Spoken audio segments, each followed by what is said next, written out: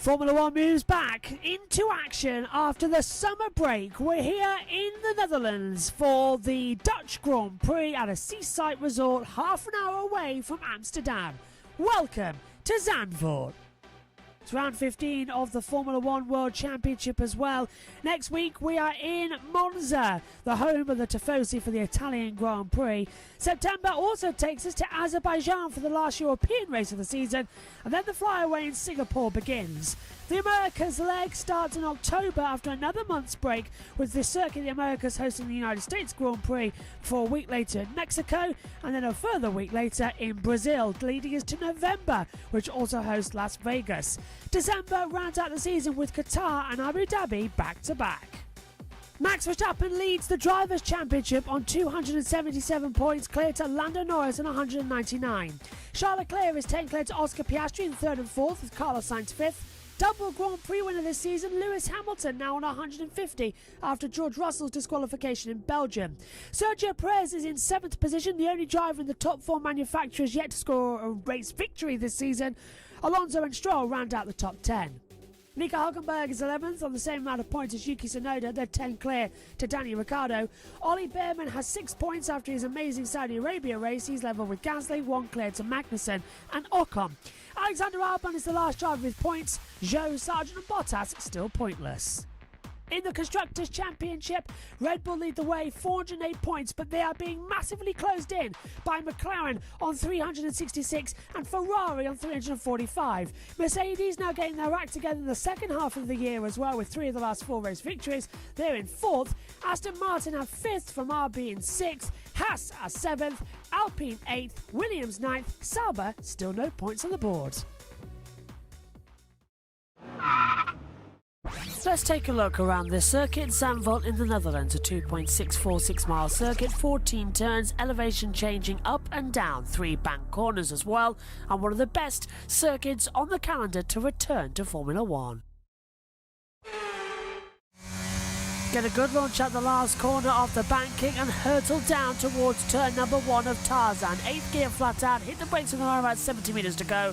A long sweeping double apex right-hander which tightens towards the pit exit. Turn 2 and 3 fall together as well, and now into the banking. Take a low line, let the car drift up high if you need it. It's not going to compromise too much on your overall lap time. Now coming through the dune section as well, really get the car up to speed as you take several parts of the track flat out. Lift up the brakes ever so slightly, drop down 2 gears down to 6th. Full throttle now, drop down 5th gear, flick the car into the right, then back down 5th, 4th, 3rd, flick the car in once again and again back on the power. Turn 9 and 10 now. Hard on the brakes, to the left, double apex again, light on the power and then open up the DRS zone as well. Continue with the power down towards the chicane, another heavy braking spot as well. Have to tarmac on the inside line as well to stop gravel coming onto the circuit. It's very tight, twisty, slow, stoppy section. Now it's all about the banking, the last corner here at Zandvoort. Get a good entry into the last corner and then boot it hard. Don't lift up the brakes once, keep the car to a low centre line. More degree there at the last corner there is at turn 1 at Indianapolis. Across the line, and that is a lap of Zandvoort. Welcome back to Zandvoort for free practice 2 here at the world famous circuit that's been on the calendar on and off since the 1960s as well. Heavily modified and now again proving a challenge. Our new season returner after the summer break. What better place to come than a beach? But the beach has been a pretty cold and windy affair today. It's like the middle of November, not the tail end of August. Hello everybody, welcome to Free Practice 2 for the Dutch Grand Prix of 2024. Max Verstappen was second fastest this morning as well. It was Lando Norris who topped the session. The local Dutch driver looking forward to hopefully getting back onto winning form. But Josh T back alongside me in the commentary box. Jess Ball is on her way as well in. JT this morning, God, it dragged. It really dragged that hour-long session. Sunny conditions now. Hopefully we'll see more cars out on the track and more meaningful data. Yeah, hopefully, absolutely it dragged. And, well, I don't think we've had a more boring practice session this year. Maybe even in the past couple of years, because that was a very boring and not much happened. Yes, cars like to do intermediate running, but when it's practice one and it seems like the Netherlands track, we don't like to do it, and it just slowly just chugged along. Yeah, very slowly. 1 hour felt like two. It felt like we were back in the early 2000s or late 2000s as well, with the practice sessions that were used to be 90 minutes long and not much going on. Stuck listening to BBC Radio 5 Live. David Croft, Anthony Davidson back in the day. Sometimes Corinne Chatnock as well would take us through it. But it really has been sort of a weird atmosphere that's been rolling around as well. But it's all going well at the moment, that is. We've got better conditions. Track temperature is at 31.6. Air temperature is at 21.4. 61% humidity, but 21.2 is the wind speed at the moment. Let's go down to Natalie. Welcome back to the Netherlands. Here are your timings for the rest of the weekend. Got the F1 show following this second practice session. That's at 5:15. And then tomorrow, 10:15, practice 3, followed by qualifying at 1 o'clock. And then Sunday looks like this. We'll be on air from 12:30 with lights out at 2 o'clock. Okay, time to head up to our commentary team of Anthony Davidson and David Croft. Here it comes then, second practice.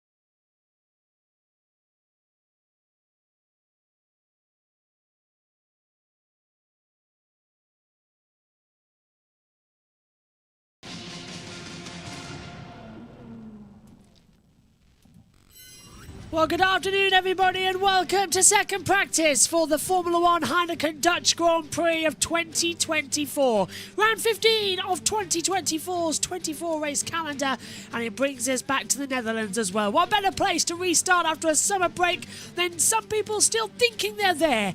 Kicking up literally about a minute away from the beach. We're in the sand dunes here in the Netherlands. We're half an hour away from Amsterdam. The Zandvoort circuit as well. 4.259 kilometres, 59% of the lap spent at full throttle, 14 turns, elevation change at 8.6 metres as well, and 18 degrees of banking at turns 3 and 14, double the length of what we have at the Indianapolis Motor Speedway. Tyre compounds, Pirelli have gone harder. It's the C1 hard tyre, C2 medium, C3 soft tyre, just in case we need them if the rain comes back. Green intermediate and blue wet weather tyres as well. Well, paragliding and windsurfing was definitely the appetite for this morning, but as we come into the late afternoon here, coming up on 4 o'clock, beautiful sunny conditions, the wind still picked up, but the track is drying at 31.8 degrees, and we should be in for JT. A very smooth second session to finally understand what the upgrades these guys have brought to their cars ahead of this season. And hopefully as well, a smooth hours running in what is one of the busiest and windiest weekends we've had in some 5 years. How are you doing this afternoon? Yeah, absolutely, and it is hopefully going to be smooth. I'm doing good, I think, maybe, depending on how much editing I have for the members later on this evening after everything has concluded. But 21 degrees air temperature, 31 degrees is the track temperature, my days. And we have, of course, 60 minutes ahead of us, then one final 60-minute fracture session tomorrow, getting us ready for qualifying later in the day tomorrow. Yeah, qualifying going to be in 3 segments, of course, 18, 12 and 10 minutes, and then a 72 lap race ahead of us come Sunday around this Zandvoort circuit, which, as everybody knows, could be make or break opportunity knocks for anybody to have an opportunity in these dunes. Good afternoon to Coffee Dixon, and says, hello, Coffee. Hello, guys. She says, oh, hello, nice to see you. I'll give you a wave as well. Up there in the comms box as well. We're all set for what's going to be an interesting session, hopefully. Max Verstappen leads the title, 277 points to Lando Norris at 199 as well, so that's always going to join in and be the factor. That little Discord bibbing you heard was Jess Moore just getting herself set up, and she'll be joining us a little bit late in the comms box as well for this session. We'll send JT back down to pit lane, and we'll finally hear from Jess back on the channel for the first time in a couple of weeks. Nearly a month, actually, is that? Because she's been busy. Williams were surprised this morning, though, JT. Alexander Albon inside the top 10. Sargent doing well as well. They've got a real opportunity this weekend to push forward and see what they like. Yeah, absolutely. And, well, a perfect segue. Seeing Williams and then instantly going to Carlos Sainz, who has signed on a multi-year deal to Williams. We mentioned it a little bit earlier on in free practice 1, but what made Sainz go to Williams? Was it development, or was it Adrian Newey? Yeah. We will have to see, and what happens at the end, because Sainz has had to delay or cancel whatever he's done with Sauber and part of the Audi program. 1 hour on the clock, and the green light goes on, and practice 2 is underway. But yeah, that is there's so many question marks answered, but there's still so many question marks that have already been here for a while, and question marks that have arose after the signings of certain drivers to certain teams. Yeah, don't know exactly who's going to go where with Williams and who's going to end up as their new technical officer. And restructuring work going on as well. Martin Brundle's here this weekend, so we'll be heading out trackside with him. First time he's been to Zandvoort in the modern era of Formula One as well. He came here in 2020, just before COVID, to film with Adrian Newey. 19 km/h wind speed, it says, from FOM's graphic here up in the commentary box. We've got 23.8, and the cars are venturing out. Gasly was the first out there. We've got a little Grand Prix going on as George Russell is having an attack as well. It's alongside Zhou Guan Yu. Oh, is it Valtteri Bottas? Yeah, Valtteri and Sargent coming in there as well. So former drivers and teammates battling together as well, coming into the 10, 11 and 12 complex on this track. They will just about hold it together and not have any worries to come into it. Max Verstappen on the onboard as well, looking quite good as they will fly it out. And fingers crossed it's going to be a nice change around and a nice opportunity to get some running in. What do you think, though, JT, about all this as well? Do you reckon that we could be seeing 2 different weekends coming up in Formula One in terms of a wet weekend and a dry weekend? So some people run better on Saturday in the wet qualifying, some people are going to run better on Sunday in the main race. Yeah, and it all depends on what setup, so let's hear from I think the box for a new helmet, this visor is completely... Something's completely wrong with this visor. Okay. Basically can't see. Oscar Piastri saying he needs to box for a new visor. Something is completely wrong. He can't see out of it as we ride on board with the driver now, the Australian Dan, who's currently 11th place at the moment. Russell's first sector has been beaten as well by Perez, and a little bit of a sliding RB back there as they all are congested out here on the circuit as well. Sergeant Russell, Leclerc all getting in the mix of things here on the driver track as they fly back through. It's a short circuit, of course, so short circuit means short fuses. They've got to learn to keep themselves out there. Gasly first on the board with a 1:15.103. Sargent then goes top, 1:14.475. Russell, I think, has just dived into the pit lane. Piastri has certainly come through and into the pit lane. Yeah, comes Gasly, and yeah, Russell's in as well. So I was right to say that Russell's come in. Visor change though for Oscar with a new helmet. Albon 1:14.162 goes top on the board. So already, JT, they're just getting ready for this morning session, aren't they? They're just seeing what works and what doesn't.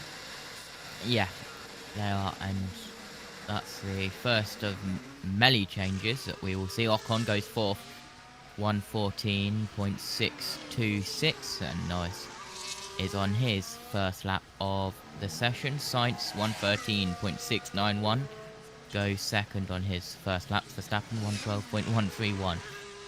His first lap faster by nearly a second. We're riding with Lando Norris now as well, and I've been keeping an eye on the onboards. For some reason though, Sky's onboard there was ahead of the TV pit stop Fon was showing. This fantastic gyro cam, giving us such a unique angle. The last corner here is fantastic, and we'll see it through turn 3 shortly as well. Norris 7/10 down, Verstappen fastest, 1:12.131.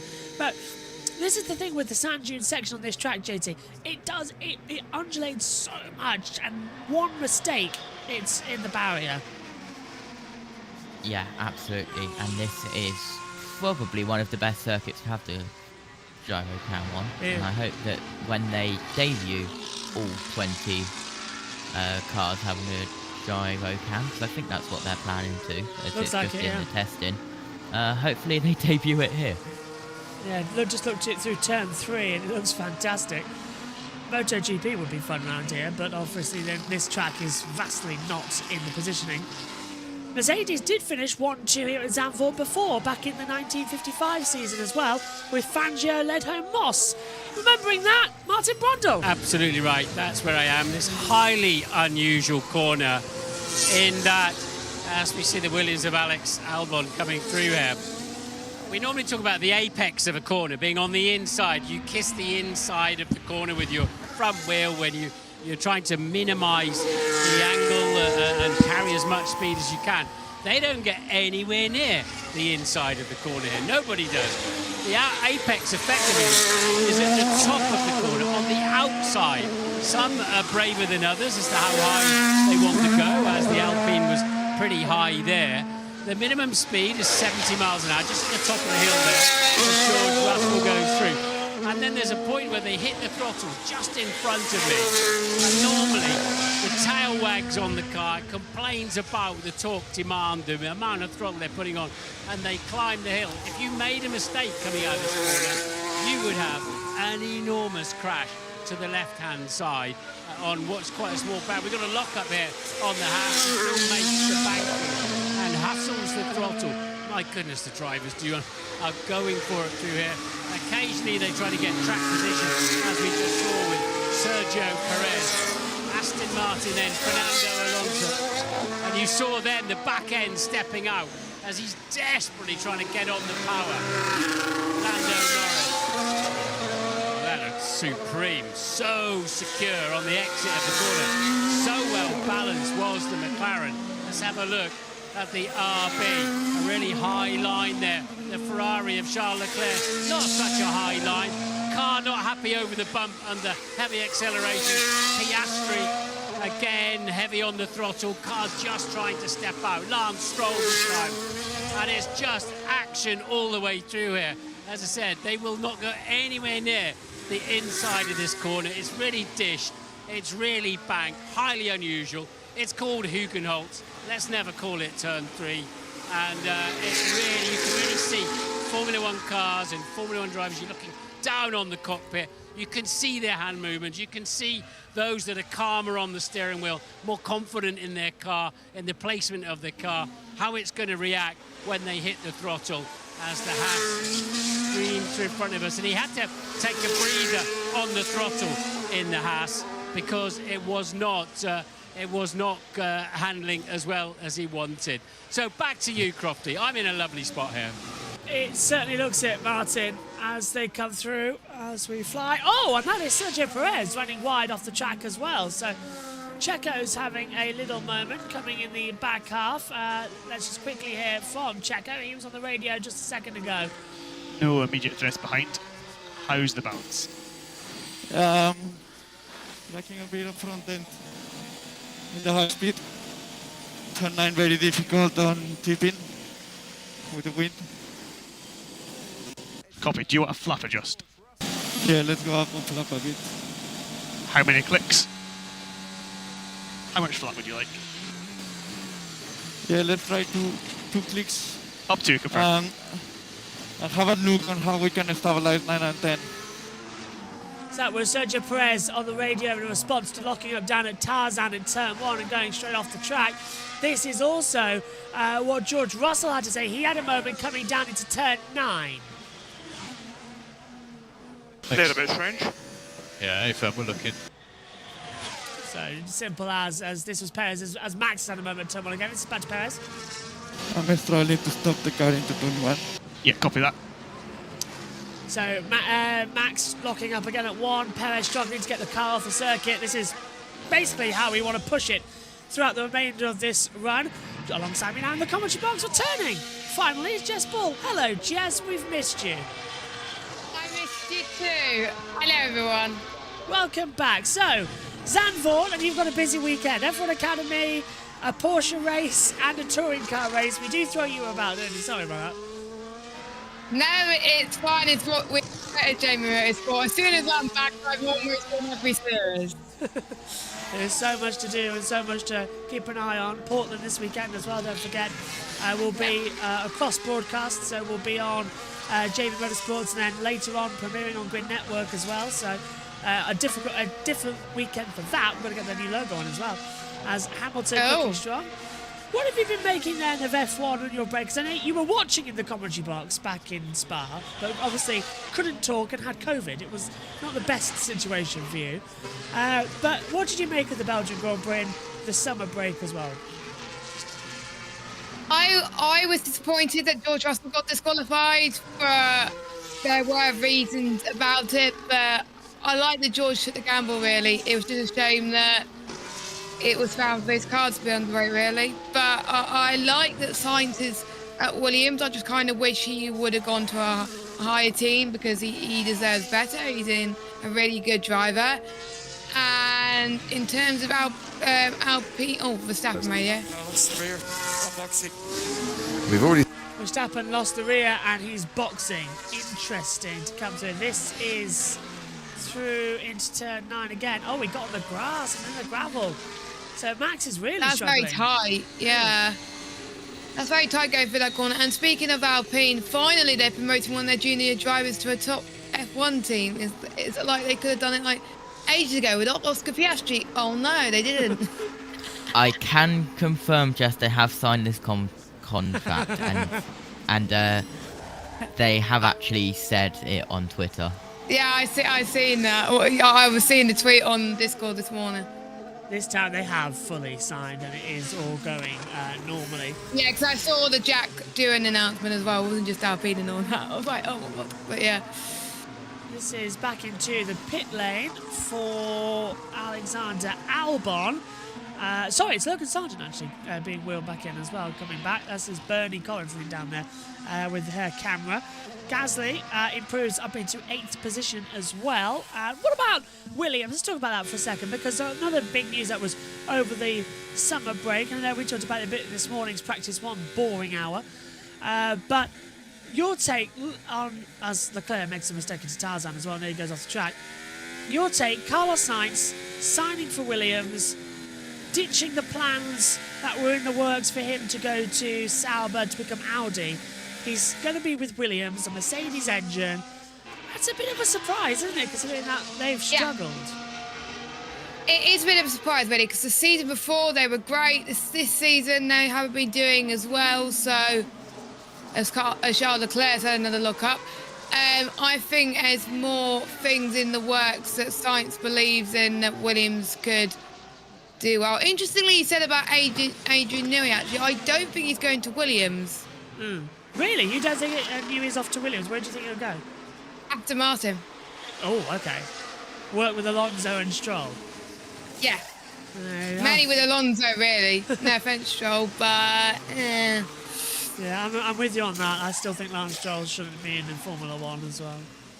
I think Yuki Tsunoda could have gone to Aston Martin with the Honda Link in 26. We talked, when did we talk about that? Some races like ago, a few months ago, yeah. Maybe back in Spain, when F1 Academy was there. But yeah, that should have been the case. And Tsunoda's now being treated appallingly at the Red Bull driver program. All will be vanquished. And Tsunoda's doing the best out of all of them. Yeah, he is. Apart from Verstappen, obviously. Well, Verstappen's had a couple of bad races as well. But yeah, Tsunoda has done the best compared to Perez and Ricciardo. And I read an interesting comment over the summer break that said Ricciardo was expecting the possibility of a change and a call-up to the main team to replace Sergio Perez, but admitted he hadn't done enough himself to deserve that promotion yet. But here's the thing. So he's being honest then? He's being honest, but I don't think Perez or Ricciardo deserve that Red Bull seat. It should really be... It should have been Yuki. Yeah, it should be Yuki. I don't know why they're not thinking Yuki for the main F1 seat. They're just thinking Ricciardo and Lawson, and I don't think Lawson's ready for the main team. And I don't think Ricciardo's ready either. I think it should have been Yuki. I agree. Yuki should be alongside Max. I think that'd be a fantastic lineup. And then Lawson and Hadjo and RB. Yeah, exactly. And let Perez and Ricciardo go. I mean, Perez is 11th at the moment on his run, whereas Max is top. So that's a big, big change around. Whereas Ricciardo's 18th, Tsunoda's 7th. Yeah, exactly. So Tsunoda's better than both Perez and Ricciardo in the early stage of this practice session. Exactly. So Verstappen and Tsunoda are outperforming their teammates by loads. And they've got vastly the similar car because this year's RB, the V carb, is practically a modified version of last year's Red Bull car. Yeah. So, yeah. So it's no surprise that Tsunoda's been impressive with me this season. I'm very impressed with Tsunoda. I'm just trying to think about, he's had points in all the last 5-6 races, isn't he? His qualifying's been really good as well. Compare that to the opposite end of the grid, though, with Zhou Guanyu, who is, I think, along with Kevin Magnussen, the two drivers that are looking more likely that they are not going to be in F1 next year. And Sargent, obviously. We know Sargent's not going to be in. Yeah, Sargent's gone. So we gained 2 rookies and a replacement. But I don't think Zhou Guanyu deserves to be in F1 on this performance. But he did when he was in F2. He was okay in F2, but not in F1. I think the first season he was very good in F1. He just went downhill ever since. Yeah, a bit upside down, you could say. That's Hamilton goes down. Up and down, side to side like a roller coaster. I was hoping that Lando would sink today, but he hasn't left the pit lane yet. There's Peter Bono, head of race engineering at Mercedes, and still the race engineer for Lewis Hamilton. Just that now Bono's got a big job to oversee everything for the remainder of the year. Alongside Lewis, there's 10 races. Tsunoda's 12th in the standings. So ahead of Ricciardo, who is... By 10 points. Yeah. He's ahead of. Yeah. Oh, there's Sky going to an ad break, actually. So there is... where are we? Yeah, Tsunoda's on 22 points. Ricciardo's on 12 points. So there's a big 10-point swing there in the championship to come into it as well. So Sky F1 have gone to an ad break. Me and Jess will take a second to catch our breath, and we'll hand over to BBC Radio 5 Live, who'll keep the session going as well. We've got a double yellow sector 2. Nico Hülkenberg is off. So I'm going to go down to Hülkenberg's onboard camera to try and see. We've got a red flag, everybody. So Nico Hülkenberg, I'm on board with him now. He's coming down to turn 1. He's lost the rear. He's spun it into the gravel trap and collects the barrier. Gently a tap on the right-hand side. So Nico Hülkenberg under braking in towards turn 1. The rear steps out. He spins round, bounces across the gravel trap and touches the wall gently. No damage to the suspension or to the car as far as I can see. but Hulkenberg has gone round and thus brings out the red flag. Typical of Sky to go to a break there. We've now got the World Feed pictures on our TV screens up here in the comms box because we're only now with F1 TV and Sky Sports about 10 seconds back. So the pit lane channel is very helpful to us here. But yes, Jess, red flags out for Hulkenberg's crash.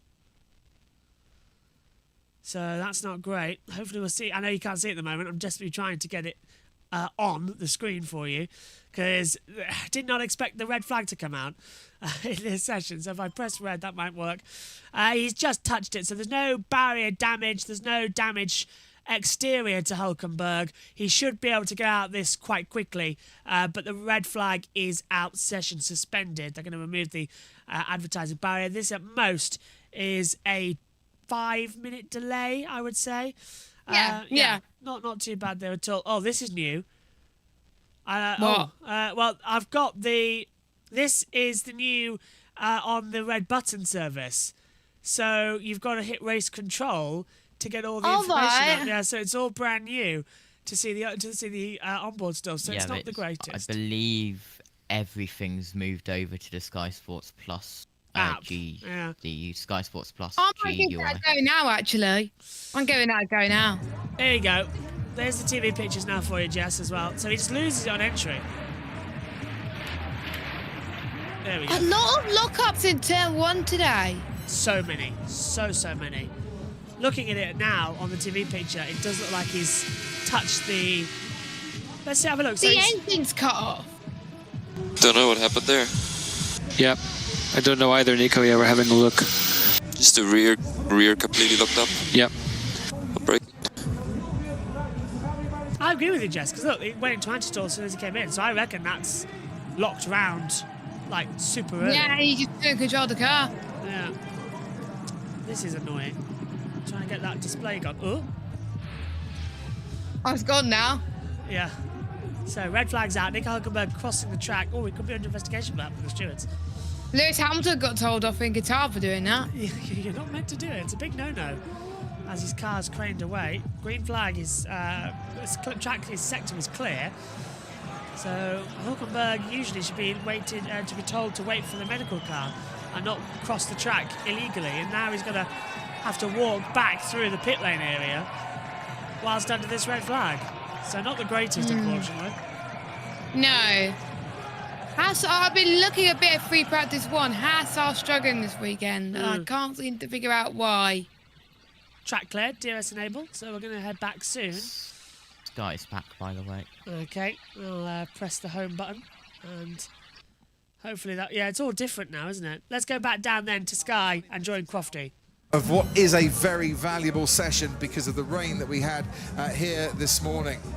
And nothing he could do about that. The more I watch it, the more I can discard anything that Nico would have been a part of in that incident. It was the car that spat him off into the barrier, and he does. I think he's scratching his head with this one. We can hear from the team radio now. There. Yep. I don't know either, Nico. Yeah, we're having a look. Just the rear completely locked up. Yep. Break it. It's a shame to put the car, for the car to be in the barrier, and as you say, Crofty, miss out on such a valuable session, because we might not have another dry session, who knows, before race day, perhaps, the way the weather's been so far this weekend. And yeah, Nico walks back to his pit box, but I think that's a bitter blow for the team, because I feel like they've been plagued with braking issues all the way through this season so far, and even before that as well, and it's now come to a head where you're missing out on valuable track time because of it. And it must be the worst feeling for a driver where you're sailing down the main straight, everything is absolutely fine, you've turned in, you've dabbed the brakes, and then, oh no, where am I going now? That was perfectly synced to when Crofty said sailing. Sky have timed that to perfection, haven't they? I bet Crofty saw that on the world feed like a minute before they were going to come back and decided to talk about it when they faded back. So, red flag's going to come in now. We're back to green flag running. The session resumes here at Zandvoort. I hope it was just coincidence and Crofty didn't know about it. That would be nice if it was coincidence. Yeah. Never trust Crofty, though. That's the one thing I've got on that one. Never trust Crofty. Oh, I'm so excited that Sky Kid is on this weekend. Yeah, it's gonna be good, isn't it? And it gets replayed. One of my friends that I know online is one of the commentators. Jealous. I am very jealous, actually. I think he's in the F1 TV studio, so I don't think he's at Zandvoort. He's at wherever the F1 TV studios are. Biggin Hill. Yeah. Either the Sky Studios or Biggin Hill, yeah. If only I was 10 years younger. Typical. Honestly. Typical, yeah. I don't think I would have had the confidence then, Josh, to do that. I know you would. I was going to say you would have, Jess. Of course you would. Still, we'll happily stay where we are here on JB Motorsports. Have you thought, Jess, by the way, what other series you want to cover now outside of Motorsport with the new extra channel? JB Sports Extra. It depends what theories you got. 'Cause it seems to me you got a lot. Anything. Honestly, it's going to be random. It's basically our ESPN. Fancy a random game of American baseball? We've got it. Fancy a random game of cricket? We got it. Fancy a random game of tennis? We got it. US Open's coming up soon. We got it. I like running, like athletics kind of thing. Well, we are covering... yeah, go on. So I like that. We are going to cover the Olympics in future, so like the Winter Olympics. Winter. Yeah, that's in 2 years. And the Summer Olympics in fall, we're covering that one in Los Angeles as well. We took a lot of time, and JT, I know you covered this Olympics. I did one event, literally one event. You won everything, but that helps us when we get there in 4 years' time. He's in the pits, he can't even hear us. To come into it. Norris's first set. Oh, here we go. Hello. I'm just throwing my Sky, sorry. No, I'm not all I'm saying is that in 2 years' time, when we come to the Winter Olympics, I will be on so much. I love the Winter Olympics more than the Summer Olympics. It's my absolute favourite. You know what I like on Winter Olympics? The bobsleighing. Yes, me too. Love the bobsleigh. The 2 and the 4. I love anything on that rink. I love luge. I love skeleton. Skeleton really is good. That camera. Yeah. Oh, that's brilliant. Norris goes top 110.961 in the gyro. He was top in practice 1 this morning. Let's see what he can do this afternoon. But yes, it's gonna be fun. Megan, by the way, if you're wondering where she is, she's not with us. She's busy. Yes, she's busy today. So she was with us this morning in F1 Academy practice 1, and she'll be back tomorrow for Academy races and the practice sessions for F1 and qualifying and all that. Woohoo! As Megan would say. Yes. She's got her best mate here, and before she goes back. That makes sense. Yeah. So it makes sense. Well, that kind of worked out because then Megan did a session with you this morning, and I'm doing a session with you this afternoon. Exactly, yeah. And you get to head back to lead, and I can just sit back and relax a little bit more. I have not done any notes, so I'm going to spend a bit of the break doing that. We've only got 20 minutes. Oh, no, actually, yeah. We only got 20. Oh, God. Okay. Let's improvise then. Next commercial break, Jess is going to be running everything while we throw down to BBC Radio 5 Live. That's almost for certain. So, Norris. I usually wing it anyway. I check free practice 1. I check the last few results. Boom, there you go. I think it was Abby Pulling, Dorian Pan, and Bianca. Yeah, I know the top 2. Yeah. Bianca, I think, was 3rd. Just the usuals at the front. The usual suspects. Hello to Not Curly Fries. Says, hi Josh, I'm back and I joined the Discord. Fantastic! That Discord. Let's go! So much more coming to that Discord as well, by the way, with things. We're playing around with a couple more features, and we're gonna have an announcements page. Yeah. I'm gonna add announcement pages for each of the channels. So it kind of acts as a schedule, and it acts as where we can drop the video links for that channel. So there'll be one for JB Motorsports. When we go live, yeah. Yeah. One for JB Motorsports, one for JB Motorsports 2, and one for JB Sports Extra. See, I'm doing it myself. Technically we've got 4 channels now. We've got the 3 on YouTube, the 1 on Twitch as well. Then we've got Grid Network, who work with us. We've got USON as well. I haven't done a Grid Network show in ages. Well, pop on anytime soon. It'll look a little bit different the next time you go on, Jess. I know. I'm keeping an eye on their socials. It's all good. I never got the logo changes because I'm still up to date with that. Don't worry. It's quite funny actually because when Kobe was doing the Grid Tonight show intro, he's still getting used to how it's done now. But the Grid Tonight, instead of being a little tiny box surrounded by our usual cameras, it's now one big red text. And I was actually quite glad because every time it was me, I was in the centre, Kobe was on the left and Matt was on the right. So every time that little box came on, it covered my camera. I felt like Sully in Monsters Inc. Every single time, sticker just covered me. Problems down at Ferrari, and we've got Bernie there. Early, but with such limited dry running, it's going to be very difficult to get the car set up and into the position they want. Still benefiting, of course, from Charles Leclerc, still running and picking up valuable data for the team, but halving the data that you get on a Friday is not a great way to go into the rest of the weekend. And he hasn't had a run on the soft tyre. If you remember from P1, the 2 Ferraris ran a medium tyre for their last run, so he won't have had a feel on that soft going into Saturday. So the gearbox issue will keep Carlos Sainz out for the remainder of this session. So Sainz 2, as well as Hulkenberg losing crucial sessions. And Russell to the top. 110. Have been in the 110s today, or? First time, yeah. 110. First time, wow. Well, yeah. I've got a couple of 110s, but 110.702, that's still mega fast. This is getting insane out there at the moment with all these lot. They're not stopping for a second out here. In this Lewis up to 9 is 3rd, but still quite close to Russell's time. Let's have a look and see who's out there on the circuit. Perez is out there. Actually, I'm going to go on board with Sergio Perez. I'll be nice to him. I want to see what he's doing on this lap time as well. See if he's having an okay time. There's Carlos Sainz with his headphones on. Not a lot of time this morning with it being wet. Not a lot of time this afternoon. He's really going to be in trouble coming into it as well. Ferrari's official announcement has said, unfortunately, we've encountered a gearbox issue on Carlos Sainz's car, meaning his FP2 is over. So that's the official statement from Ferrari, even though Bernie just said it. Penalty. Crashed here during FP2 last season, breaking his left hand and forcing him to miss the Dutch Grand Prix in 4 subsequent races. Ricardo, the return was not so smooth. Let's just hope it doesn't happen today. Yeah. Break his right wrist as well.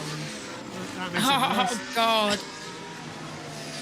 FP1 Will, however, has actually fractured his wrist whilst at the gym. And there's Liam Lawson. Oh, ouch. Yeah. One of the drivers that should be in F1, just saying. Definitely should be, yeah.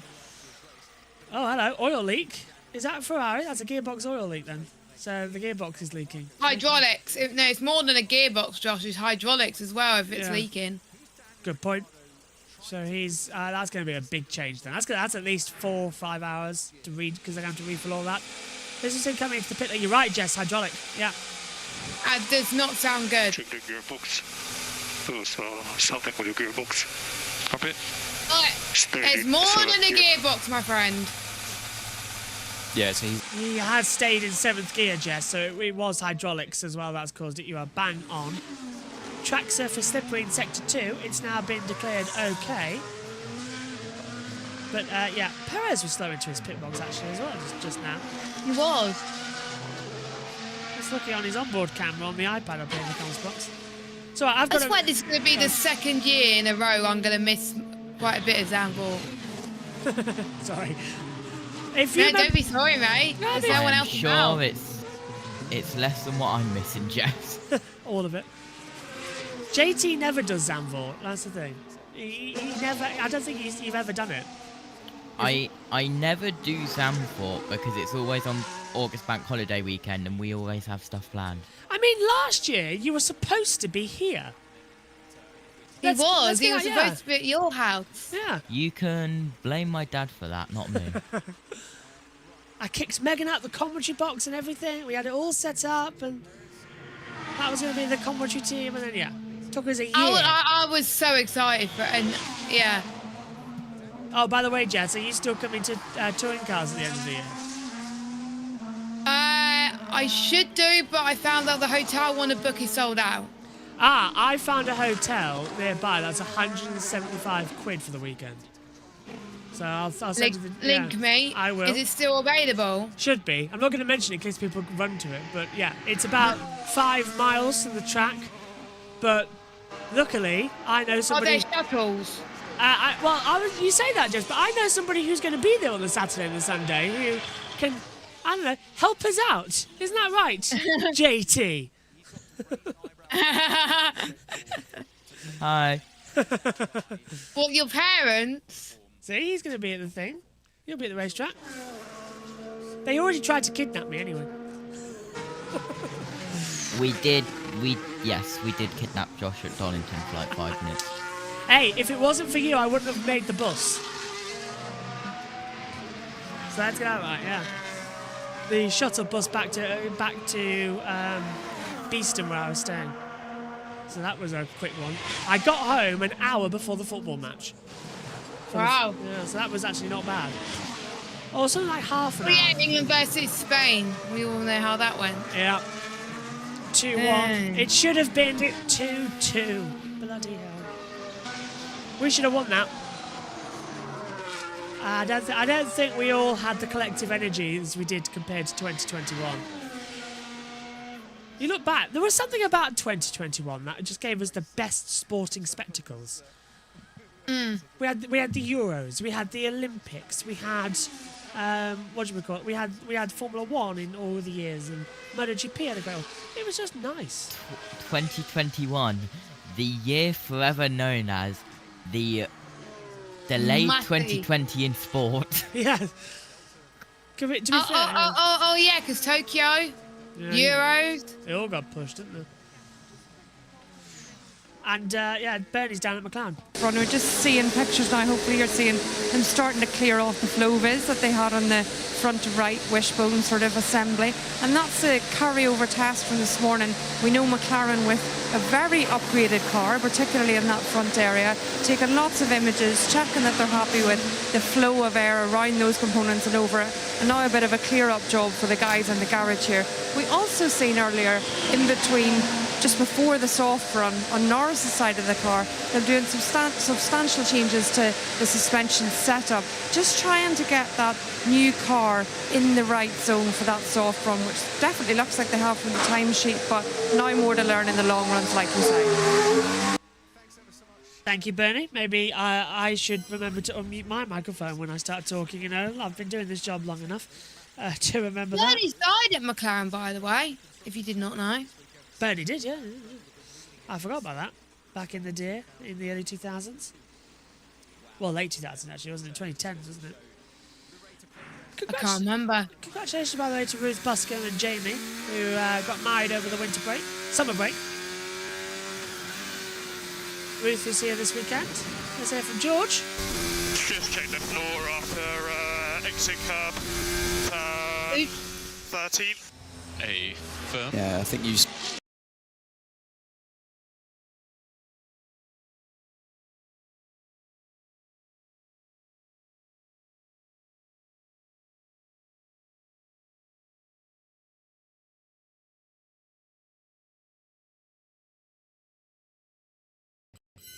I've had a Oh, hello. Sorry. I've had a power failure up here in the commentary box. Hello. Yes. Can you hear me? How can we still hear you? Well, something's interfering.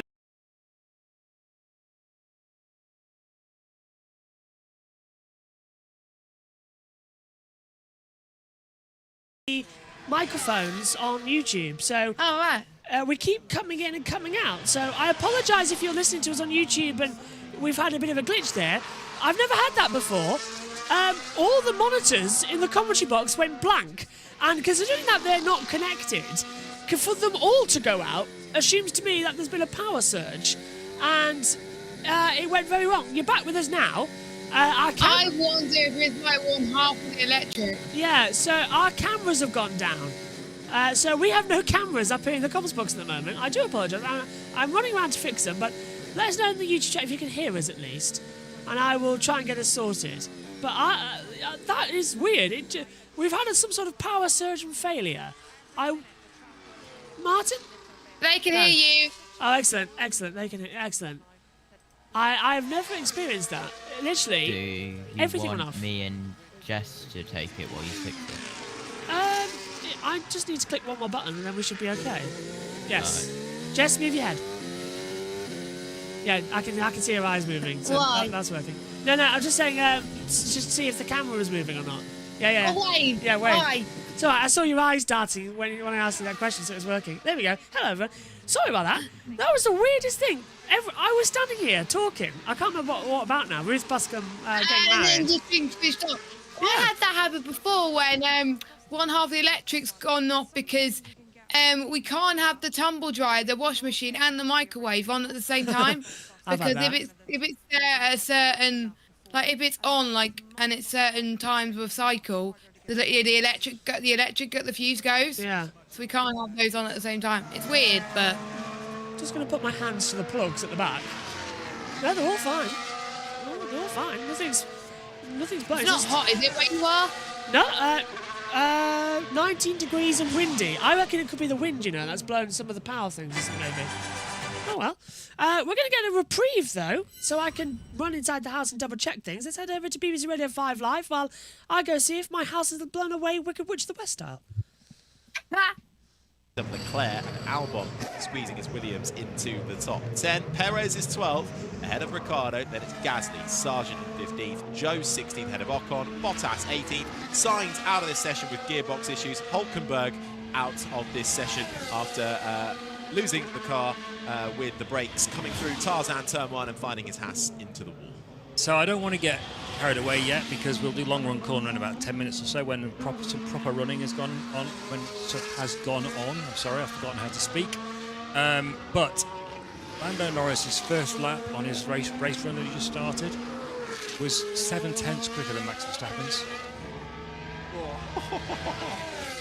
Championship Juicy. on. Drivers' Championship is on. You can't tell me that and not expect the Drivers' Championship. Shall I just step out and let you guys fight over this? Well, we'll get it. Well, let's see how the next few laps unfold, and then we'll come back later for Andrew Benson's long run corner. But I'm going to step in here.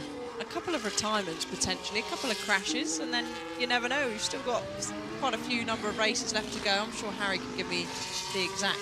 But this is the thing, Alice. Max doesn't make mistakes.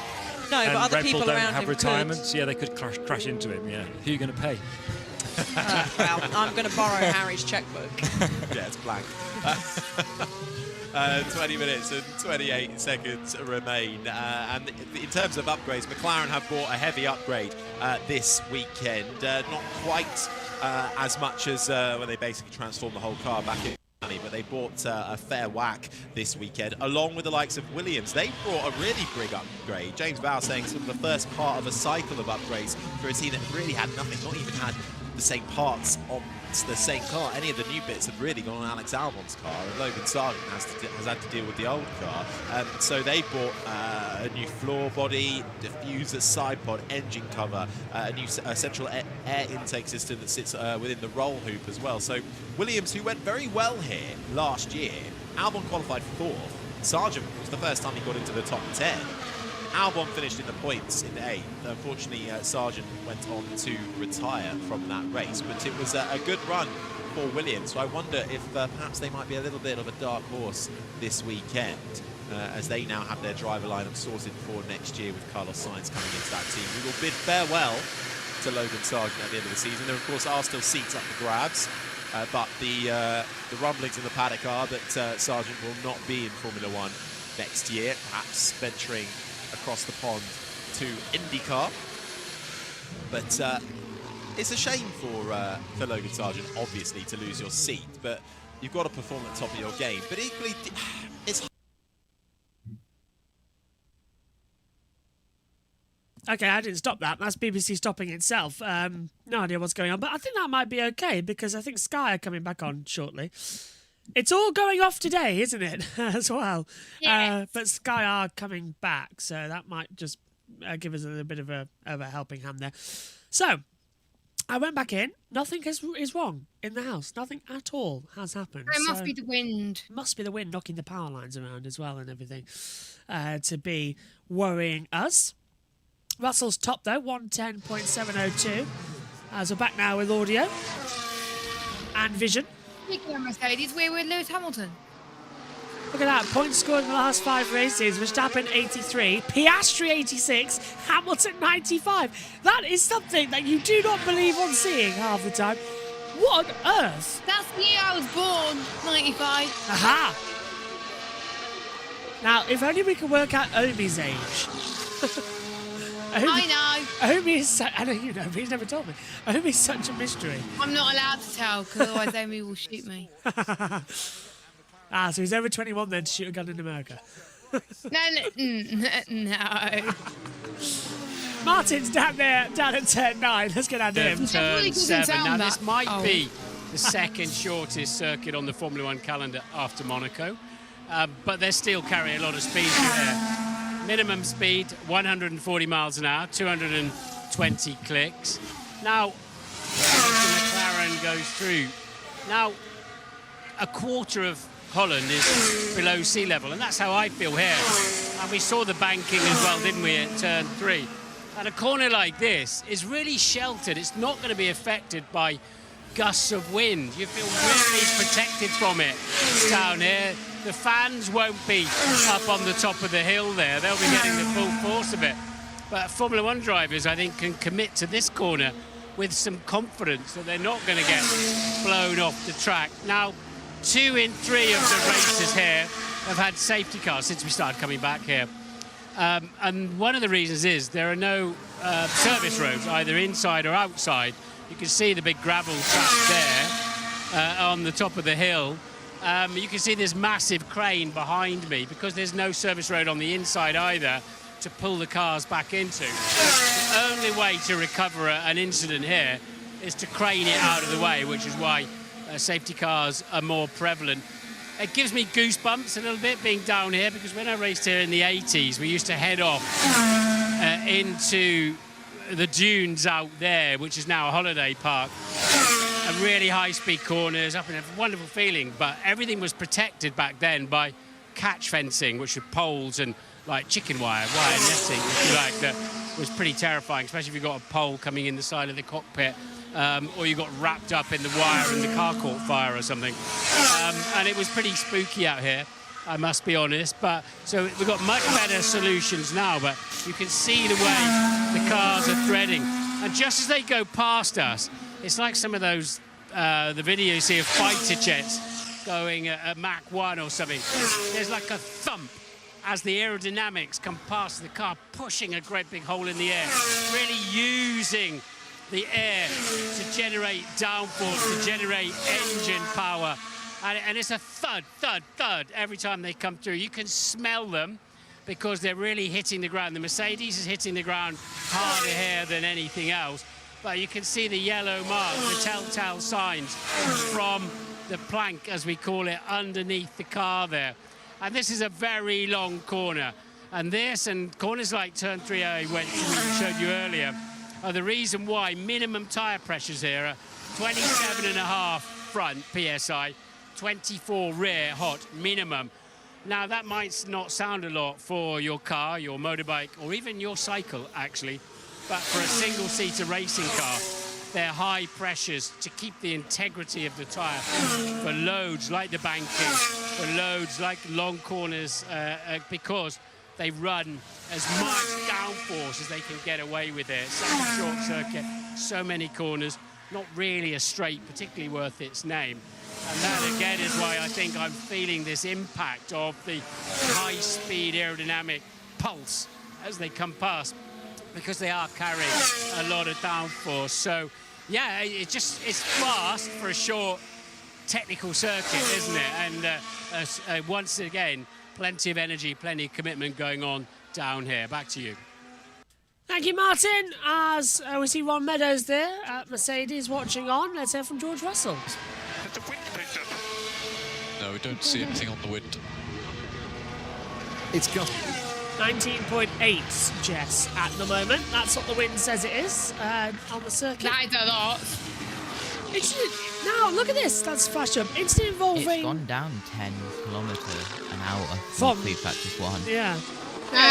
This is flashed up. Instant involving cars 23 and 18. That's Albon and Stroll noted for unsafe release. But also, about 2 minutes before that, cars 3 Ricciardo and 24 Zhou for unsafe release. So there's something going on in that pit lane. One of the tightest pit lanes here. It's the same length as Melbourne. Hard to speed, so it's like difficult. Yeah. Alonso coming through the 18 to be banking. The pit lane, by the way, I think JT can correct me on this because he's got the race director's notes around somewhere. I know he will be. The pit lane's been extended by 6 pit garages, if I'm not mistaken. They've sort of knocked into some hospitality area and they've added 6 extra garages on, which has created a little bit more breathing room for the teams. This is the unsafe release for Ricciardo.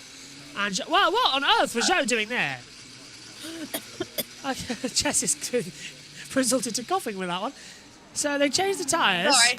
No worries at all. Yeah, that was Joe's fault. Took your breath away there, Jess, didn't it? That was Joe's fault. Yeah, something I drank one in the wrong hole. Oh, careful. I already know if Megan was here, she'd be looking at me because she thought I would have said something rude by now. It's about, but we're not with one here. I can already sense Megan in the background hearing us. Correct, 6 garages. 6 garages, yeah. Stroll and Albon, by the way, will be investigated after the session. So will Ricciardo and Zhou. So where was it safe release from Stroll and Albon? Don't know. Why are we not seeing that? Well, hopefully they've got onboards of every car. Let's see. Let's get it up. Come on, Fom. Show us, please, Mr. F1 TV director, whose name escapes me at this point in time. And, yeah, unsafe release investigated after the session for Albon and Stroll. So it's come up on the monitor. Can we see the replay and judge for ourselves? As we see Bottas towing around Piastri at the moment, 18th, and Piastri's in second, of course. So yeah, I'm gonna try and see who I can find on the onboard camera actually. I miss when they used to commentate on the pit lane channel. That was fun. Oh yeah, Will Buxton used to be there, and I miss it. I remember that. There's Robert Schwartzman, reserve driver for Ferrari. Robert Schwartzman's Russian, isn't he? If I'm not very much mistaken. Yeah, but obviously due to the situation, he's probably like Well, this is what I found out. I did go back and have a look. He is in fact racing under an Israeli license. So swapping one problem for another at the moment. Oh God! Let's have a word with James Vowles, the Williams team principal with Crofty. Session going, because it looks really tricky for the drivers out there.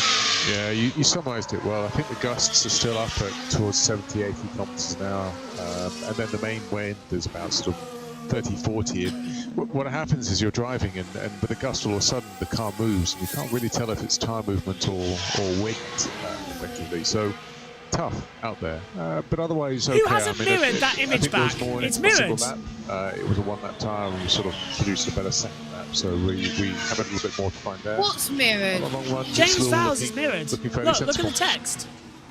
James Ant here. The car looks sensible as well in the short runs with lower fuel as well on the soft tyre. It seems pretty competitive here once again. They've got it wrong. It is. I guess what I'm adjudicating it by is we still got Tsunoda and Magnussen ahead, so I need to go through the fine details. What was power mode, what was fuel. And the car's going right. We have a lot of power to come, and there's a good amount of fuel in the car. So I think it looks reasonable.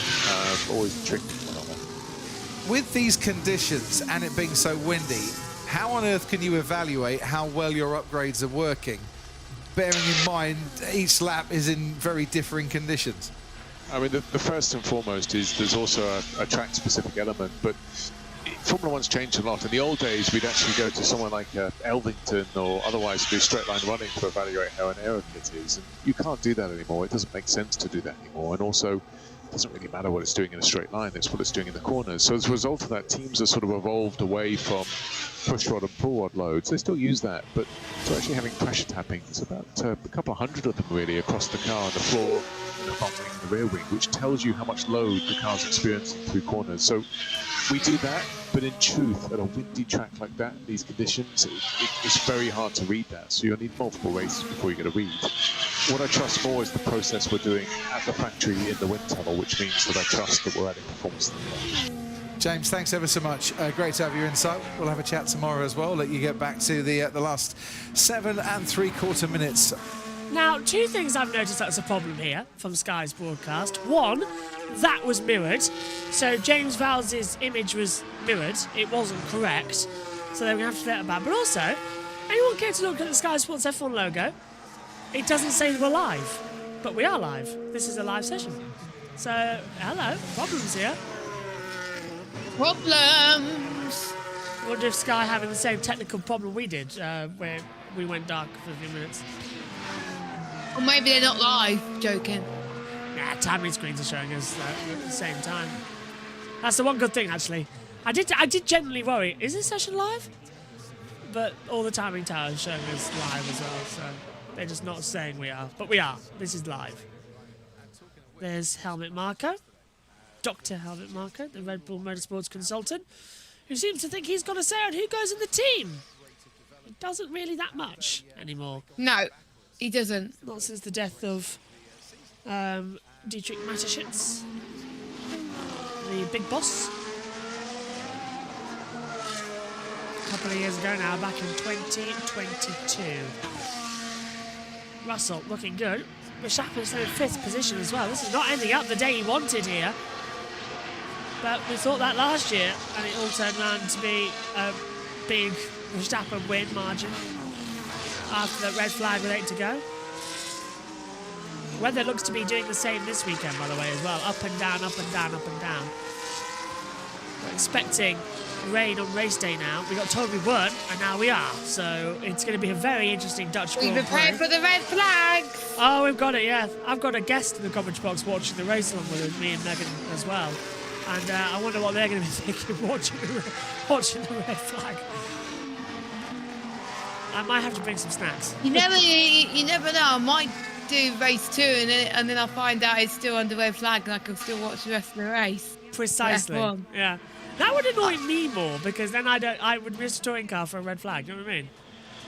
It's like I won't. You could have easily jumped in, but anyway. Yeah. All they're having a race in free practice. Yeah.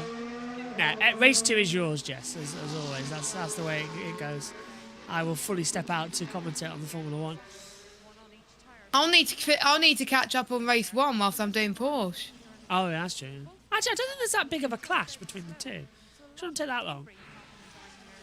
I think it's only like the pre-show that clashes. Like okay. So then I could just jump into BTCC afterwards. Exactly, yeah. Perez. What is happening with the Ferrari and the Red Bull? So Perez goes defensive and Leclerc tried to send it up the inside. And why are you racing in free practice, Yuto?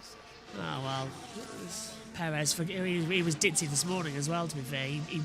He let Hamilton through and then he chopped across the front of Russell. And then he sent Russell to high heavens. Oh, God. Yeah, Russell was complaining about that a lot on the radio. Not surprised, really. The wind, I think, why people keep looking up. See, this is how much of a quicker session this has been compared to this morning. It doesn't. We've got 4 minutes left. This one's... How? I don't know. This morning we got to what, 35 minutes in, and it felt like we'd done the whole session. I know why. Because we all had food. That's probably true. Yeah. I haven't. Because I was hungry when I was watching FP1, and I couldn't have lunch until like 1:45. Yeah, I had the same. I had 3 chicken goujons and 3 hash browns that with 2 bits of tiger bread, and I put the hash browns in the bottom. I had a baguette. I had some chicken nuggets and a baguette for lunch. I love baguettes as well. Yeah. Oh, it was delicious. And I had a nice walk as well for lunch because I took a longer break today. Oh, nice. Oh, look at that. Alberto Ascari secured his last victory at the Swiss Grand Prix on this day. Oh, of course. Aww. Because in a few days' time, it's the anniversary of his death. Ah. It's coming up actually on the anniversary of that. 70 years next. No, it's already past 71 years. Okay. I'll tell you one thing. No, he died in 55. Take a look at Alberto Ascari and his father, Antonio Ferrari. Take a look at those two, because they died exactly the same day, years apart of them, and exactly the same age, in exactly the same situation. Antonio died driving a racing car, and Alberto died driving a racing car on the same day, years apart, at the same age. I think both 55. So, yeah. So Alberto Ascari and Antonio Ascari was his father. Oh. Yeah, son of a world championship father and a world championship grandfather before the war. But yeah, that's just always one of those little funny stats I always like to remember. And of course, you like your whiz stats, don't you? I do. Murray Walker, I thank for that one as well. Who I watched his documentaries, loved it. F1 greats, fantastic actually. Anybody who wants to get into Formula One, watch that documentary, the Murray Walker's F1 greats. It's on YouTube. I had that on VHS. I had it on. I got it a few years later on DVD. Yeah, I loved it. Yeah. Oh, I remember having. When VHS was a thing. Oh, that was so good. If anybody's, and I remember the tapes used to break. Having to redo them as well with like a pencil stuck into a winder. Oh yeah. Good point. I love it. That was good. Yeah, that was good. Also, if you needed to tape over something and you'd taken out the little plastic stopper, just get a bit of sellotape and cover it up. Oh God, I taped over so many things, and there was one time I taped over the wrong thing. I was like, oh, I know. Oops. I know. We've got it. Actually, Dad, many years ago, when DVDs became popular, digitised. Yeah. I think. Oh my God! I used to digitise quite a few of my home videos, but I can't find them now. Oh yeah, I took control of that as well. All the home videos are digitised as well as the original copies locked safe. In fact, I don't know where they are now, so I just don't have any record of what I do. If I stand here and stand on my tippy toes, I can see the Just Good Friends 1984 Christmas special, which, if anybody knows, was a very popular John Sullivan comedy on British television in the 1980s. And that 1984 Christmas special has never, ever, ever been repeated because it includes a copyrighted song that was only played once, which means that over there is a very rare copy. Wow. Yeah. That's the fun things I like to. I wonder if you can find it on YouTube and like just people breaking copyright rules. Probably it'll be somewhere. Some people must have had the same copy, but yeah. I mean, I've got a video of the oldest race I ever watched. Is the checker flag comes out as Perez goes 12th. The oldest race I ever had the ability to watch before the internet was the 1980. I don't know if it's 1984 or 1986. I think it's 1984. Portuguese Grand Prix. Alain Prost wins the most Formula One races in history at that point. And it was there was a massive start line crash. Martin Brundle was involved, so it might have been 86. Yeah, the race got stopped. And in those days, I learned so much because in those days, the red flag was out, but it was only displayed at the front of the start line. So back in the 80s, the red flag was only at the discretion of race control. For everybody else to stop the race, the black flags would come out. So in those days, it was the black flag that stopped the race with the red flag at the control line. Yeah. So yeah, the black flag. Very odd. Yep, I knew that. I think because it's on a wall somewhere at North Wilkesboro, and I saw it when we went there, and I searched into it, and I got that. Yeah.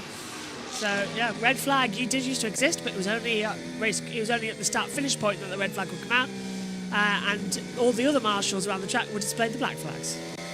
So yeah, funny little stat that. And then red flags just became more normal around the circuit. I think it's because red flag was a harder thing to make than black flags. I don't know, but that was the motor racing etiquette there.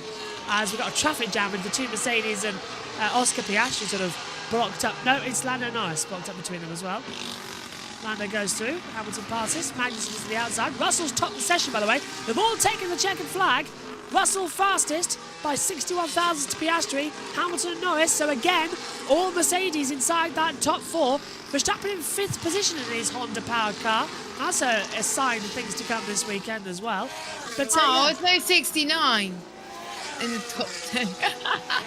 Where? Sorry. It's not. A shame it's not 69 thousandths. Yeah, no, that would have been quite funny. I would have enjoyed. That would have been quite funny. I would have enjoyed that. So that would be quite fun. We've got 98. I can't believe I have to be with you. Oh, two shut sometimes. up. We're like, it's funny. we have good sense of humour, so shush. Absolutely. I mean, there was something a while ago that I just burst out laughing in the commentary box. Do you remember? I can't remember what it was. Something Megan said, and I just found it really hilarious. Now, time to do practice starts on the opposite side of the track as well. As well as this morning, they were all on the dry right-hand side. Now there's some going to the sunnier left-hand side. It's also dried out. So we've now seen conditions in the dry and in the wet. And Mercedes' power is top in both. That's surprising. So it shows that Mercedes are good, whatever. But will they change their wings in free practice 3? But I recommend they don't. Yeah. It seems to be working well. That's what's let them down in the past, because they keep changing every 5 seconds. I know, you leave Friday and go, oh great, Mercedes are in there, Red Bull are in there, and then the next day, at the beginning of the season, like Red Bull quick, Mercedes shit, rubbish. What happened Sorry. there? Yeah, don't worry, Jess. It's like, what happened there? That's George Russell. Yeah. Oh, bigger start. Okay. So they've all done their practice starts. So look, Esteban Ocon is the last one I can see on the driver tracker coming. Well, no, that was Lewis. My bad. No, you're right. Russell has just entered turn 1. Hamilton did his practice start earlier. This is that melee I was talking about on their cool-down lap. So Hamilton and Russell, then we've got Lando Norris sort of slicing the way between. Oh, and contact between Norris and Hamilton. That's not really a gentleman's agreement, is it? No, Lando is getting to be a rather brat, isn't he? A little bit. Just a tiny bit. They always seem to turn into brats every time they win a Grand Prix. Yeah, I find, like the young rookies. Yeah. Apart from Piastri. Piastri's an exception. Yeah, he's claimed out to be all right so far, actually, as well.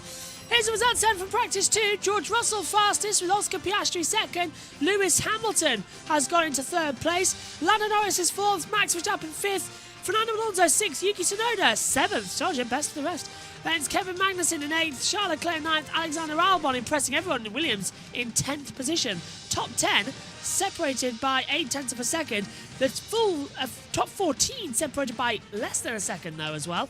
And that takes us with Stroll 11th, Perez 12th, Ricciardo 13th, Gasly 14th, that second margin. Then we get Sargent in 15th, Zhou 16th, Ocon is 17th, Bottas 18th, Sainz out with a hydraulic gearbox failure, and Nico Hulkenberg spinning out with a rear brake failure and hitting the barrier as well, causing him to crash.